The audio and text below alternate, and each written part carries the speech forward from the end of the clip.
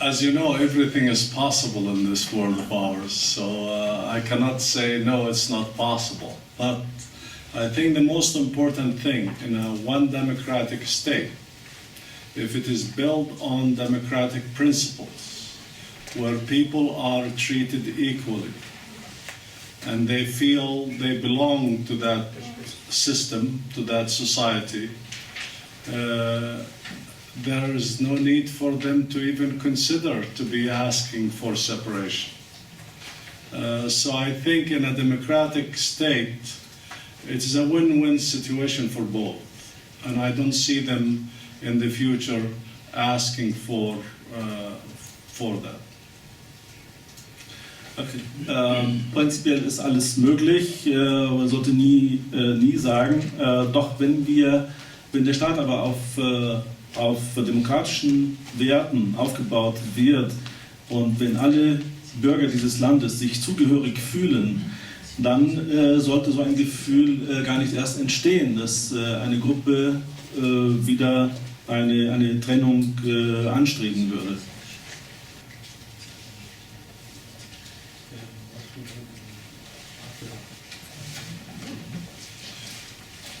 If you permit me, I would like to take the second question first, because it's the easiest question, it's the easiest to answer. As to the September initiative, I do not believe it's going to come out of, to boil down to anything. I think it's just an attempt by the Palestinian Authority to cover up for its shortcomings and corruption.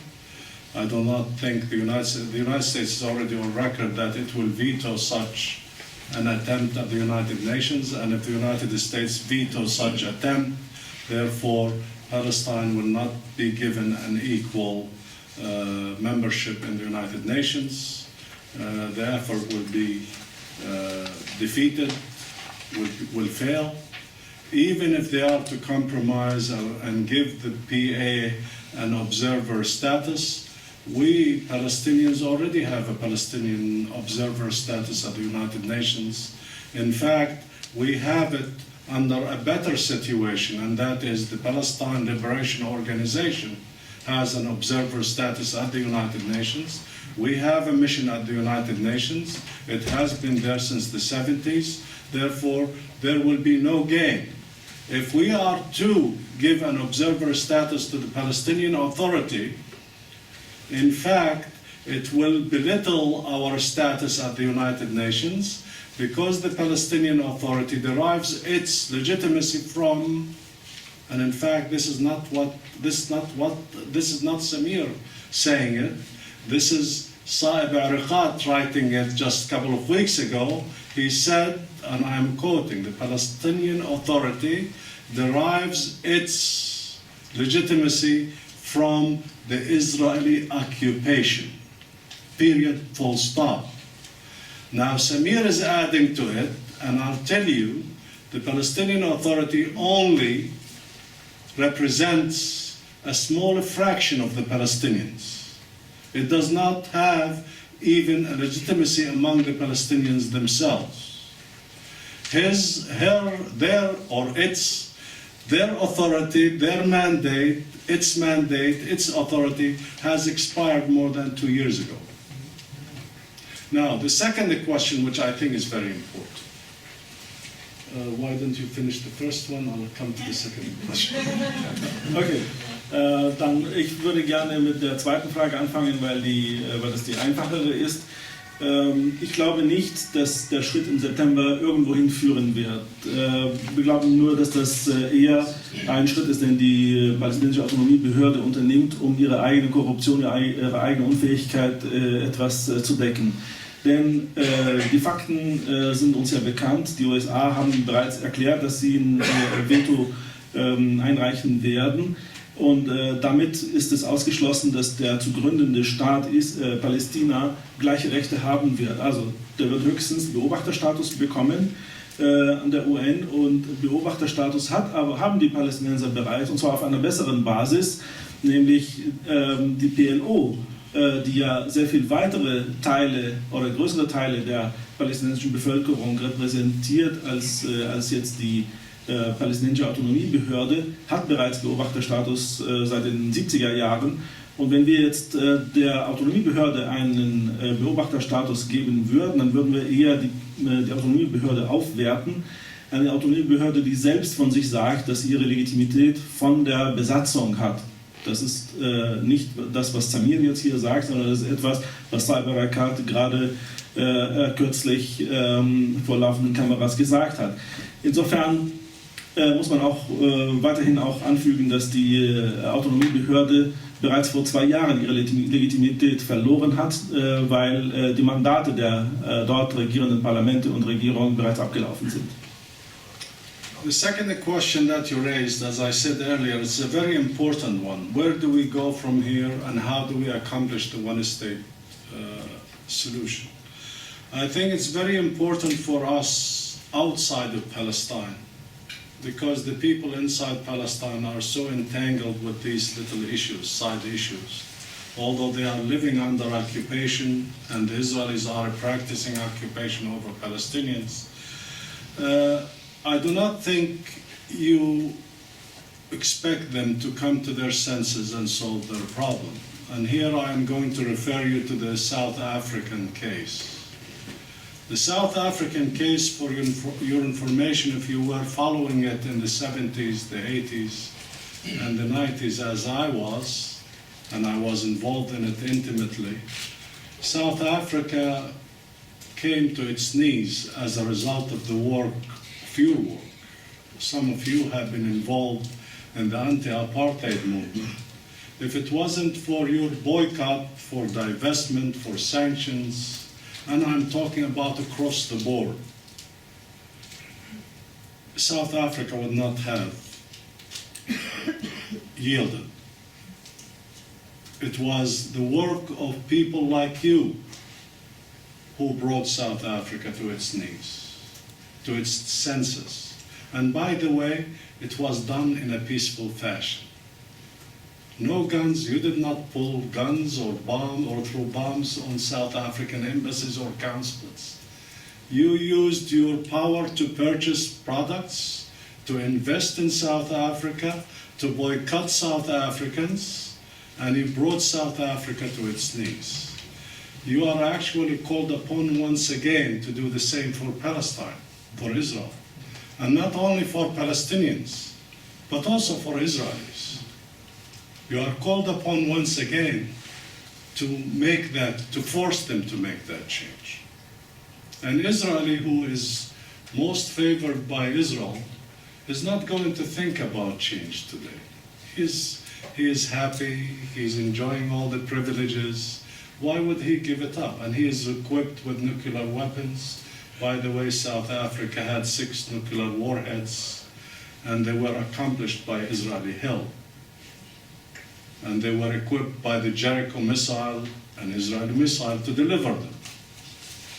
But finally, they were forced to reconsider all of that, and those nuclear warheads, as a result of your work, they were literally dismantled. And that's what we are hoping to do. Through your work, through your help, organize boycotts, organize divestment, and when I say boycott, by the way, I once even was asked to meet not with white South Africans, but I even was asked to meet with the lackeys of white South Africans, and I refused. When I tried to buy an engagement ring for my wife, the first question I asked, where did the diamond come from? If they told me it was South Africa, I turned my back and left. I go to the stores nowadays and I find Israeli tomatoes.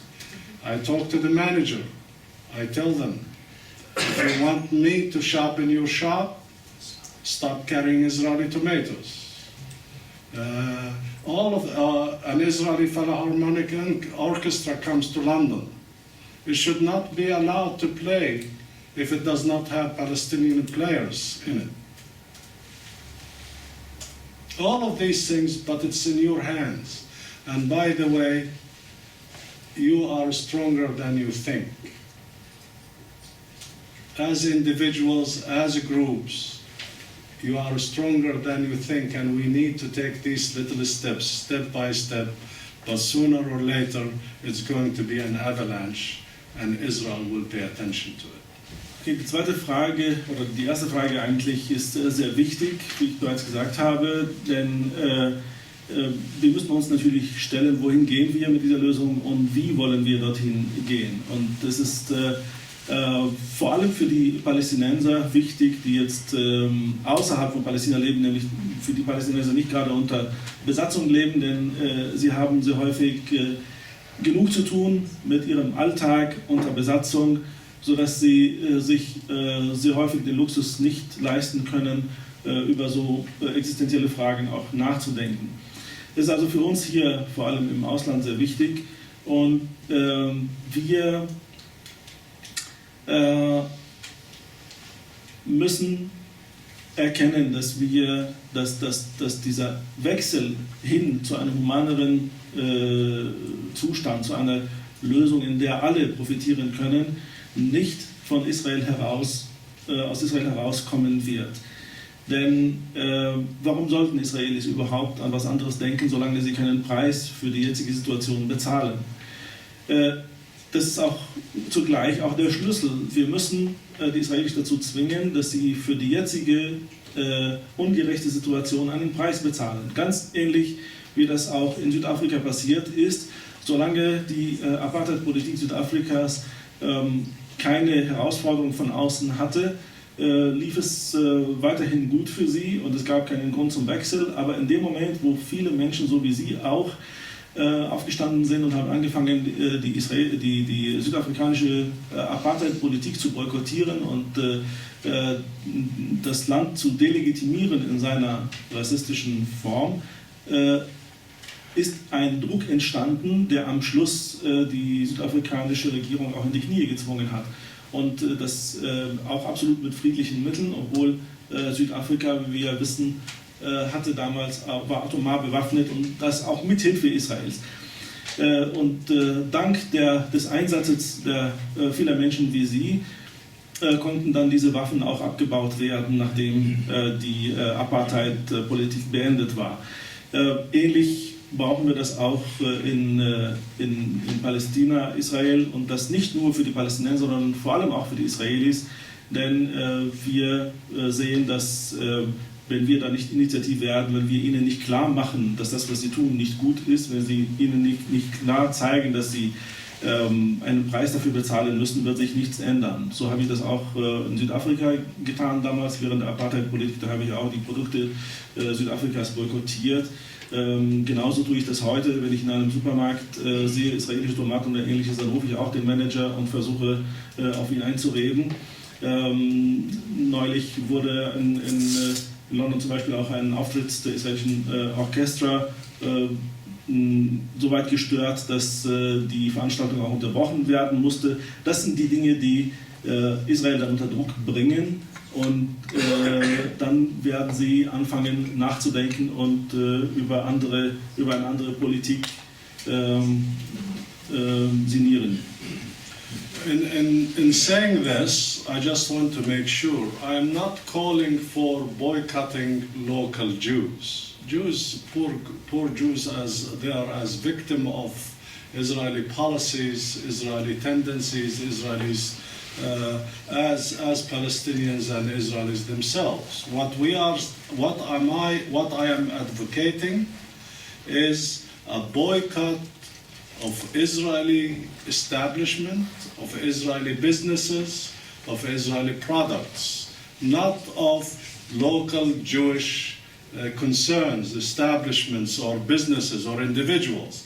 That's not what we are calling for. In fact, we are asking the local Jewish community, Jewish individuals, Jewish groups to join us in order to change and resolve that conflict whereby peace and tranquility will prevail instead of bloodshed and war continues.